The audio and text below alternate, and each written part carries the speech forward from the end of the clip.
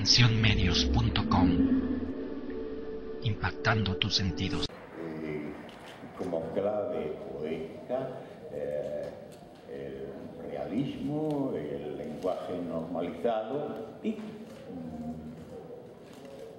con una voluntad que quizá conviene agradecer, también la denuncia de las injusticias. Todo esto es realmente, yo diría que positivo, pero no configura una generación.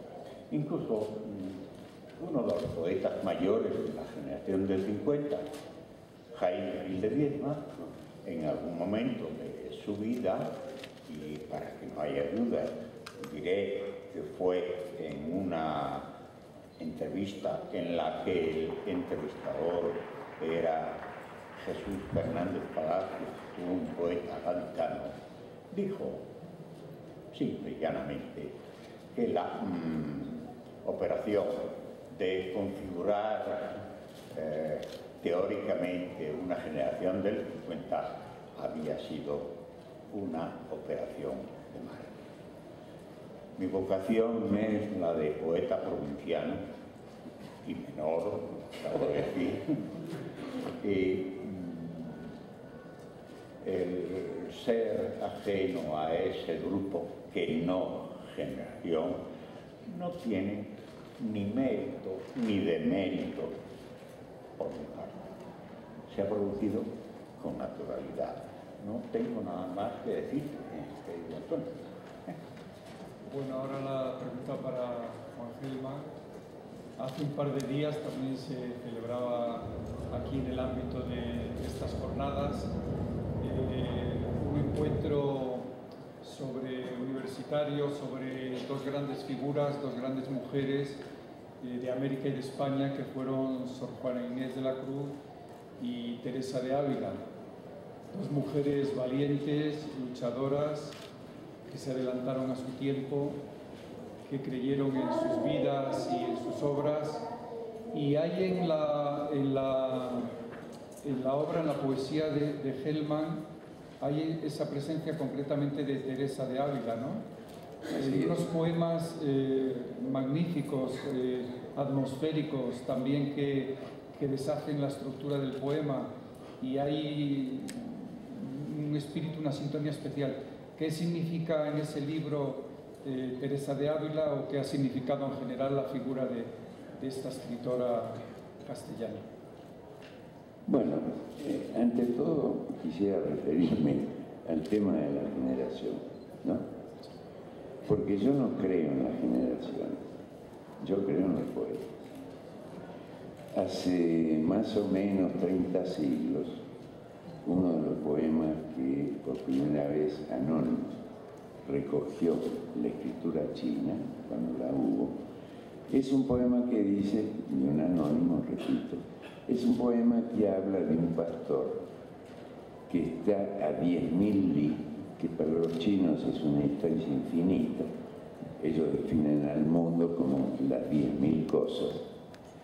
De manera que está ahí bajo la noche, en la madrugada, cuidando al ganado, bajo la nieve, y piensa que su mujer está en el hogar al lado del fuego cociendo.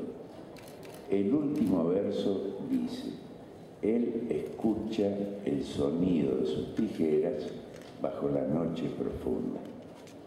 A mí me parece un verso bellísimo, y nadie sabe a qué generación o degeneración perteneció este poeta.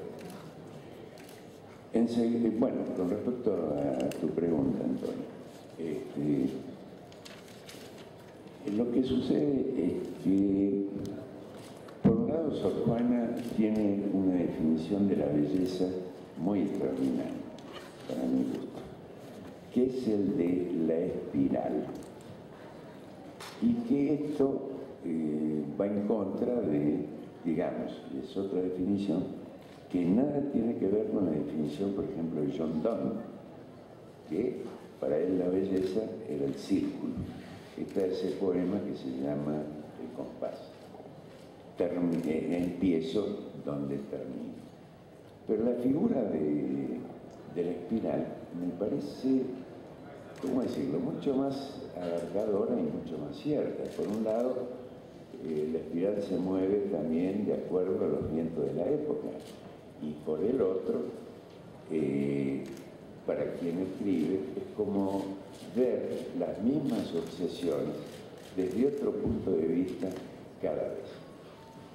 En cuanto a Sor Juana, como a Juan de la Cruz y a Teresa de Ávila, yo estaba en el exilio y los había leído, pero ahí los volví a leer desde otro lugar, desde el lugar de la presencia ausente de lo amado.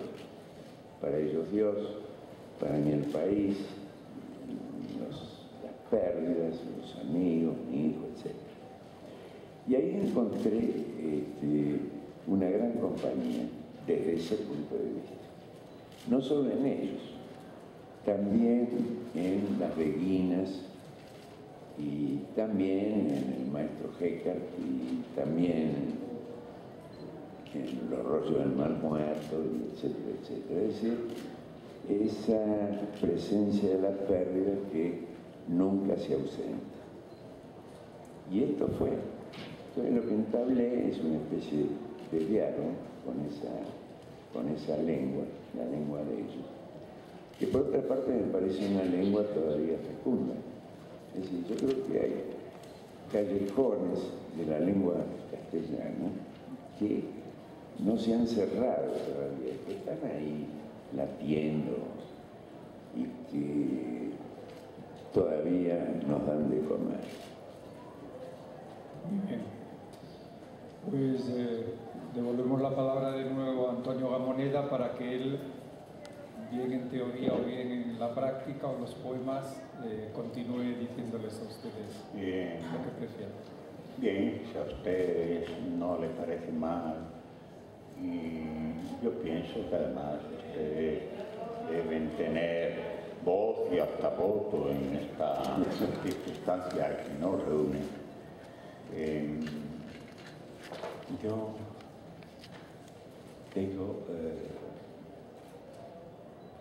tengo que hablar de Juan Gelman, no porque esté a mi lado, ni siquiera porque sea un gran poeta.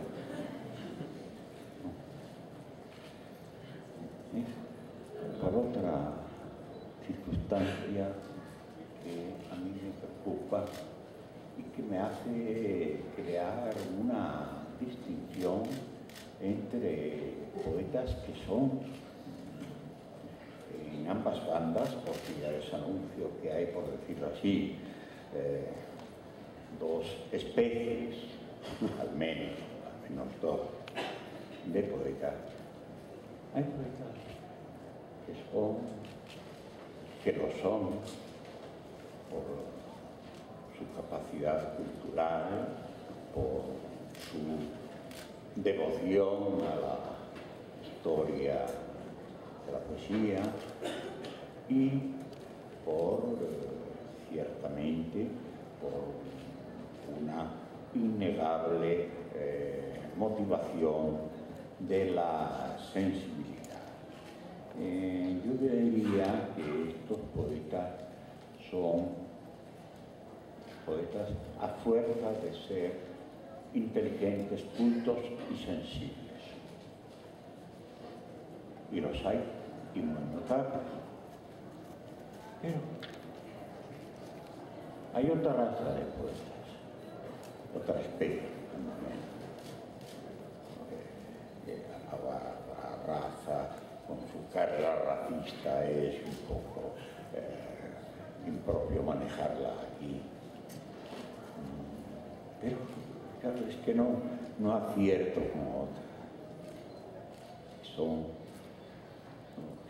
poetas de raza, por lo tanto, como lo es un determinado animal que tiene que responder a unas convulsiones biológicas que se las da su naturaleza, es decir, su raza, su especie. y que tienen que ser esas flores. Entonces, bueno, pues empleando en el terreno casi, al fin y al cabo, yo, aunque un tanto visionario, pretendo, quizás sin lograrlo, ser de alguna manera un materialista en el orden de mi actitud para enjuiciar la realidad. Juan, con independencia de que yo te admire, que te admiro, pero eso no tiene importancia, porque sobre todo yo te quiero. Y entonces la admiración, pues mira, de cualquier manera, ¿no? De acuerdo. De cualquier manera. Yo te quiero como amigo y irremediablemente también como lo quiero, más que lo admiro. Yo he querido advertir en ti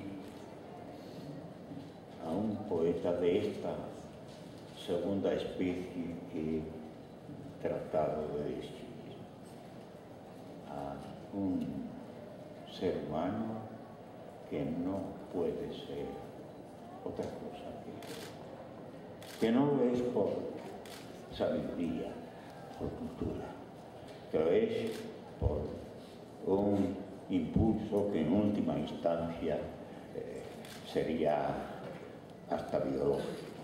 ¿Aceptas algo de este juicio que yo hago en relación contigo?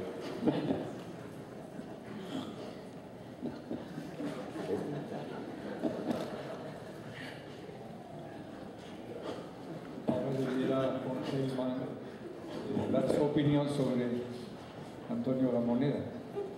Bueno, para contrarrestar.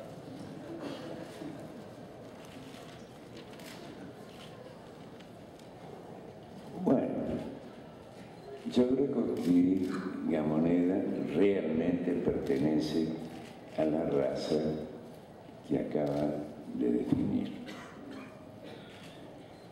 Y creo también que, a diferencia de los sofistas que intentan encontrar razón en las ambigüedades, lo que Antonio explora son las ambigüedades de la razón, con una fuerza emotiva y una lengua, a mi juicio, muy extraordinarias y nuevas. Y, si ustedes me permiten,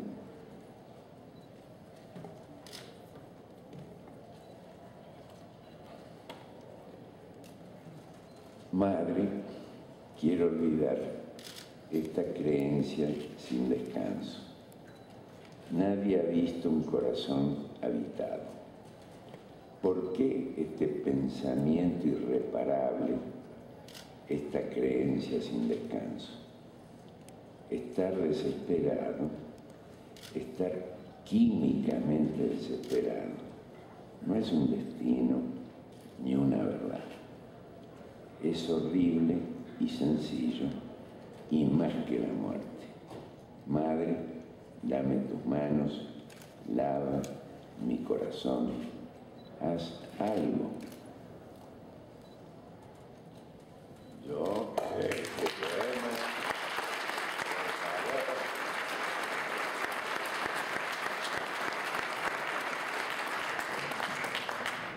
por favor,